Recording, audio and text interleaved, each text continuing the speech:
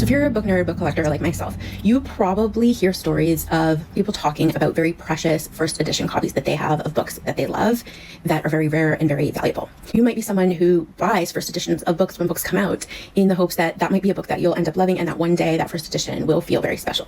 However, the way that publishing works now, it is extremely rare and unlikely that any books that are coming out now that will then break out and become very popular will have valuable first editions. And the reason for that is because nowadays publishers really have a sense of how hyped and popular a book is before they even put in that first print run. And if they know it's going to be a really successful book, they make a really massive print run. And if there's a massive print run, then while those first editions might have some sentimental value, they don't hold any particular value. However, it is still technically possible that a book that publishers really underestimated could later become popular, and therefore it might have had a really small initial print run, and therefore the few people who have those first editions might end up with something that feels rare and that feels valuable because it is a book that broke out later unexpectedly, and only later did it have to go into further printings.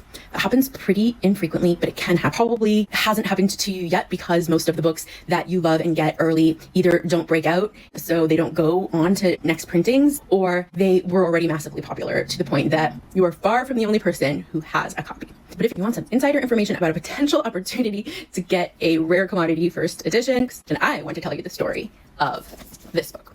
This is The Art of Exile by Andrea Max. Now, I am Andrea Max, so I can tell you that I know that only 7,500 copies of this book were printed, which for a hardcover YA fantasy from a big publisher like Simon & Schuster, who published this book, is an extremely small amount. The reason that the first printing was so very small was because there was no hype and there were not a lot of booksellers who got excited to stock it. The publisher sensed this, and so they didn't print a lot of copies to begin with. However, because they believe that this is a book with breakout potential that a lot of people would love, what they're doing is for the paperback release, which is coming in October, they've given this book a new title and a new cover. I'll show it to you here.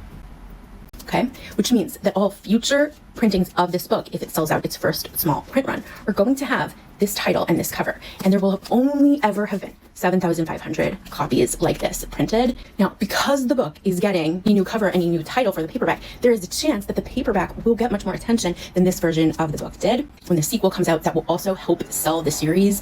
And so even though this first edition of the book did not do well, there is still a chance that this series could break out. And if it ever does break out, these are going to be really rare. Now, I cannot guarantee that the next versions of the book are going to break out. It will remain a small and unknown series, and this won't have any value, but it will always be rare. Based on my royalty checks, I know that just between May, when it came out last year, May and September of this year, already over 4,000 copies have been sold. A lot of those went to libraries. A lot of time has passed since then, and I have a sense that this is coming close to the end of its print run. So if you want to bet on an underdog for the chance of having a special and rare first edition, this is a book that could potentially happen with, and I hope it does.